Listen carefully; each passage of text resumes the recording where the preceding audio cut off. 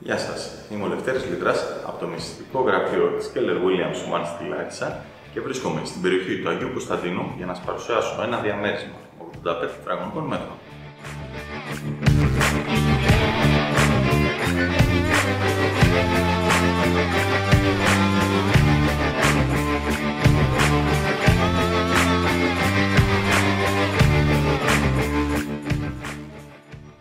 Το διαμέρισμα βρίσκεται στον 4ο όροφο και αποτελείται από 2 υπνοδωμάτια, ξεχωριστή κουζίνα, μπάνιο, WC και σαλόνι.